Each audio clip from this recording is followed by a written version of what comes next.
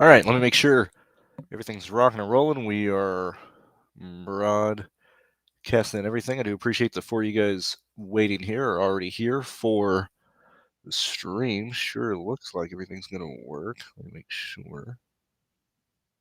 All right, cool. Yeah, we're all good to go. All right, so we're talking about the Las Vegas race for this one. Clearly, obviously, it's in the title. So let me go ahead and bring up my stuff. Now, I did finish my projections. I haven't ran anything yet. I want to talk about this slate. So as we talked about a couple weeks ago, Kansas and Vegas are the last two like real races. Obviously, we had the Roval, Talladega, Martinsville, Phoenix. I mean, this is it from a fun race perspective. Now, this race has potential of doing many things. We could go green in the end. We could have a lot of restarts late in the race. We've seen the fall Las Vegas race go many different ways at this point uh, in the year. Okay, but one thing to note is yet again this is all the intermediate tracks this year.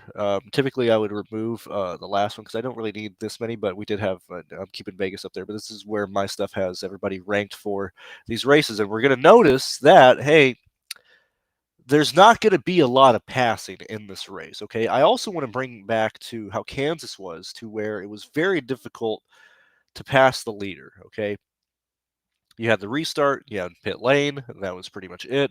We didn't have a lot of ways or situations to end up passing people and stuff. But we look at where everybody is ranked and where they're starting, okay? Hamlin's been the most consistent. He's starting first. Chase Briscoe has been extremely fast this year. He's second, right?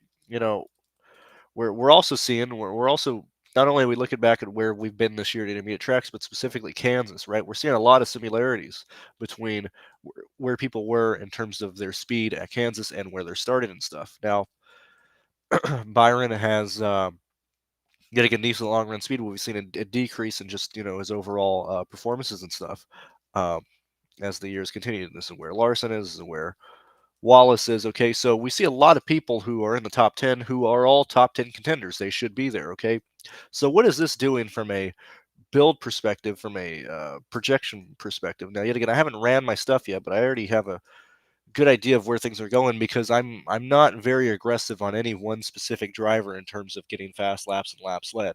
Ironic, or maybe not ironically enough, but the favorites for this race are probably the order that they're starting in. I think Hamlin's the best, with Briscoe second, with Bell third. Toss up between the Hendrick guys. Okay. Um, Byron has long run speed, but I'm personally, when I look at his performances that he's had at these intermediate tracks, I'm less confident in how he's going to perform. Obviously, it's Larson, but he's 11.5, with not much place differential. He needs to lead laps, whatever. Chase Elliott's 9.5. Obviously, in order to win races, you have to put yourself in position. How do you do that? By having a decently fast car. He's probably going to be the fourth best car all day. So, um, this is a race to where it's going to be, from a build perspective, I'm probably going to be pretty even across the board on the top 5 starters today. Now, granted, actually, let me back up, obviously, really fast. So I'm probably doing like 90 lineups today, maybe 100 or so. If you've been on Twitter, you've already seen and stuff or whatever. But I was able to, and I need to check. I want to check in on the game because I have not watched the game at all yet. But I did. We haven't. Oh, yeah, there it is. I did take down the PGA tournament that ended last night at like 1 a.m. and stuff. So I did take that down, and I tied with the ultimate win for this one. This is a good sweat because this is 2 different lives that I ended up tying for first. But I'm gonna be throwing some some money around today for NFL and NASCAR. So everything that I'm speaking of probably comes from the fact that I'm playing like 20 lineup, or not 20. I'm playing like 90 lineups and stuff. Let me see what the hell is going on in this game, dude. Let's see. We have what is going on here. Well, okay, so I'm missing absolutely nothing, and Sutton and Wilson, my only 2 captains. That's crazy. What the fuck are these quarterbacks doing in this game? Um, so a lot of this comes from the fact that I'm going to be and especially today. I think I'm just going to run my stuff probably run the Sims because I don't really have a lean on anybody specifically. I'm not going to show my projections today, but I mean, if you have them, you already have access to them. But I'm kind of going to at least keep that more, just for subscribers today. But I'm going to assume I like everybody equally, and I'm probably going to end up with the most lap leaders ownership to Hamlin and Briscoe. Briscoe, because he's 97, I would really argue he's probably the second best intermediate car. When we look at where we've been at this year, and especially from a discount rate, from where Bell is, from where and Hamlin is, I think Briscoe is a really, really good play today. Because he's $9,700. I like him head to head. I like him way more than Elliott. Um, and I like the fact that you could probably play Hamlin and Briscoe together, Briscoe and Bell together. If anything, you're probably fitting in Briscoe with one of Hamlin and Bell versus Hamlin and Bell, and you're having to punt a lot and stuff. As we continue on, we look at the mid-range here. Now, Bowman is back to being more expensive. He had been pretty cheap in the 7K range, especially when we look at Kansas. Now, I think Kansas, yet again, is a really good indication of where people are going to be at, not only because this is where we've been at, this year and stuff, but we had huge breaks between Nashville, Dover, Darlington, and then Kansas, and then, 2 weeks later, we're right back at Vegas and stuff. I think Kansas is a really, really good indication of where people are going to end up being at. Because of that, Bowman at $8,000 starting 12th. I don't really know if we can really get there, especially if we're paying. I didn't mean to just cough in the mic. I'm so sorry. I don't really think we can get there, especially if we're paying up. So let's just kind of walk through. Also, I will be on the NFL show with Bobby because Sheets in Vegas. I don't think he can make it today for what it's worth. So you'll see me again in an hour. When we're building up top, right? I'm going to use these two guys just as placeholders, and obviously they're most expensive, so this might lean more towards maybe a more extreme approach, whatever. But because we're at such a tight salary range with paying up for two expensive guys, right? It's going to be really, really hard to then be like, yeah, I'm going to pay 8,000 for Bowen. I'm going to pay 85 for Busher and stuff. I don't know if it's worth doing that. I think we're probably going to be heavy in the 6Ks, and then maybe like a fringe, 7K or whatever. Because of that, when we move to the second half of this field, right? Like obviously Blaney, whatever. Um, we've seen his speed decrease. Now he's been starting farther back, but I don't know if Blaney's very playable. Chastain's expensive, and then we get back to Priest, which I don't understand why Priest has been this cheap, but like I like Priest today. Suarez pisses me off so much. Years ago I couldn't get McDowell right. This year I couldn't get. I just project no matter what I do. I just always project Suarez to be so bad of a play. Like he's just so bad here. He's involved in crashes like all the time. Um, I really don't want to play Suarez today. I would really like to get to anybody else in 6K range other than Suarez. We look at McDowell.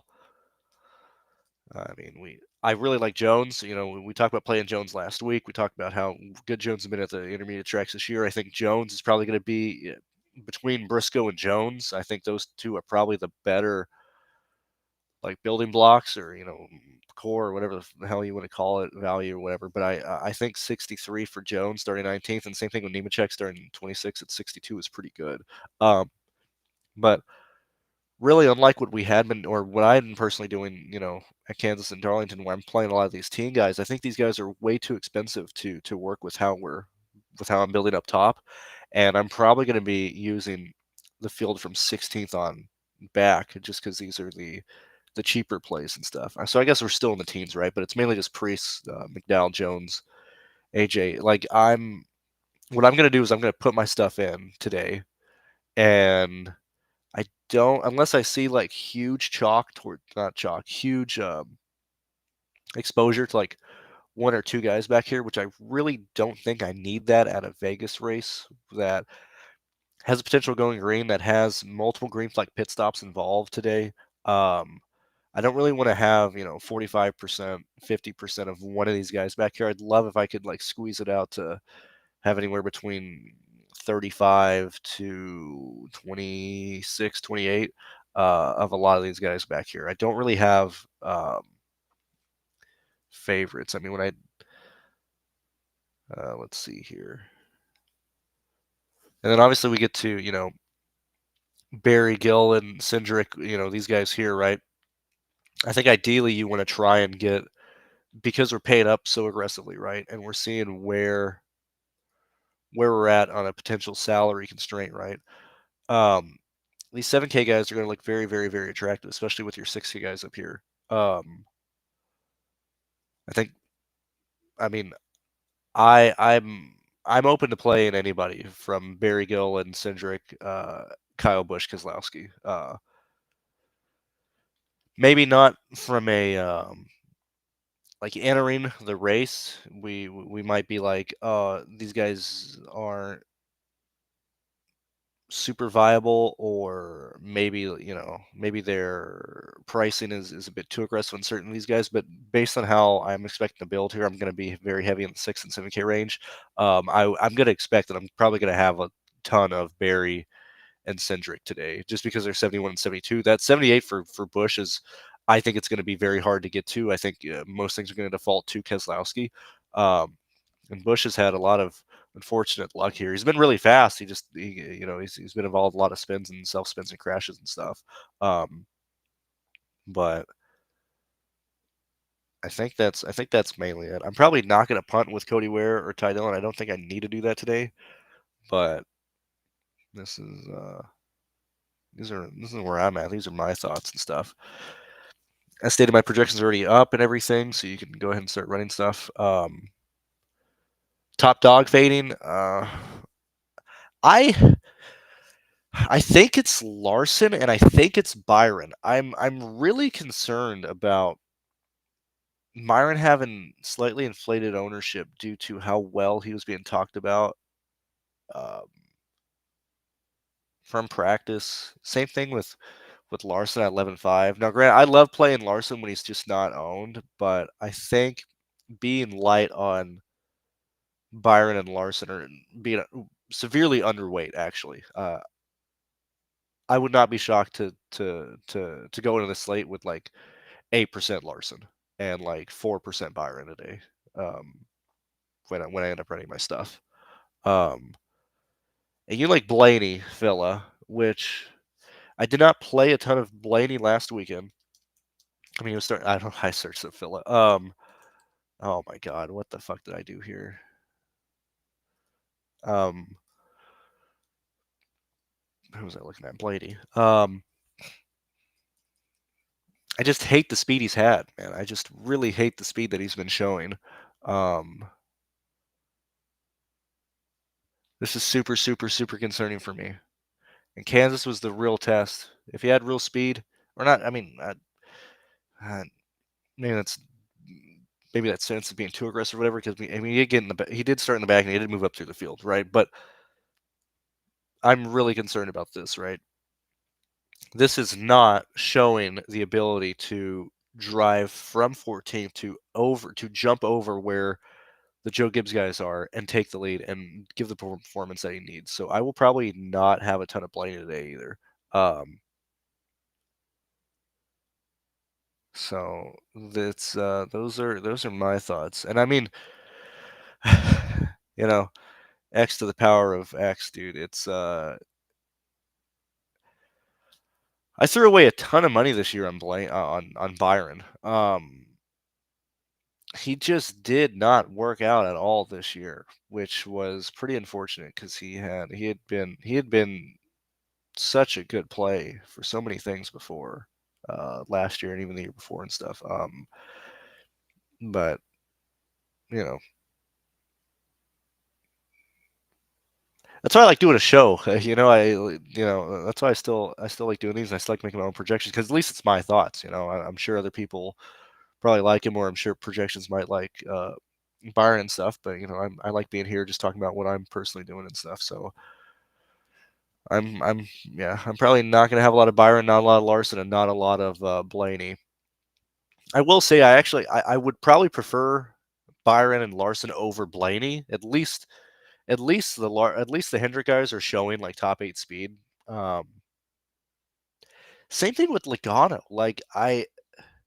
Here, that's where Blaney's been. This is where Cindric has been, which is, Cindric's 72. We probably want to play Cindric, right? But even Logano, I know, his track history at Las Vegas, he was second best car earlier in the spring, but I'm probably not going to be playing Logano either. I don't even know if I have him projected to do anything. I have Logano for 40 points today. So 40 at his price is a 3.1 value. I probably not going to be doing that stuff. I think that's mainly it. I don't really have anything else I need to say or talk about here. I think this will be a good race. Hopefully it will be. I don't envision that we're going to have much change in the running order of the top 10. We might have increases by 3 or 4, obviously, right? But I think a lot of the place differential is going to come from outside of your top 20. And even with that said, they're not going to finish. I don't believe that these guys back here are going to be competing for top 15 finishes. They're going to hit value. And I think that's why we got to play them. But I would not expect these guys back here to be scoring over like 42 points. I would just expect them to hit value and stuff. I don't think there's going to be a lot of place differential today at all. So, going through my process and whatnot, I'm not going to be shocked if I have. Actually, I've already talked about how I think the builds are going to go. I just don't think there's going to be a lot of place differential. I think Priest's a great play. I think Briscoe's a great play. I think Nemechek's a good play. I think that's mainly it. I'm gonna let the Sims dictate a lot of this too. Okay. Last thing with Noah, right? I'm not playing this guy. If I get it, I get it. I'm not gonna put any input on this at all. I have Noah Gregson for 20 points today. I have not played Noah once this year and it's worked. Noah Gregson has killed so many of my lines this year by being so goddamn slow and being involved in crashes and just so I'm probably biased there. I think Zane Smith is a much better play. I think Gillen's a much better play in the 5K range. Like if I'm in the 5K range, I'm playing Gillen. If I get to Gregson, I get to Gregson. I have no opinion at all. Actually, my opinion is I think he's a bad play, but I'm not going to let that really dictate what I mean. Obviously, I have him for 20. That's about all I'm going to do there in terms of projection. If it still has me playing Gregson, I still I'm playing Gregson, but I just don't like Gregson as a play. But whatever, you never know. I think that's mainly it. I don't really have anything else to say. Thank you guys for joining me. Yet again, I'll be joining Bobby in 40 minutes to talk the NFL slate, which I have no clue what I'm even doing. So that'll be fun. But thank you guys for joining and hanging out for the NASCAR show. And I appreciate you guys still showing up and watching and everything like that. And I'll see you guys later. See you in 40 minutes. Bye-bye.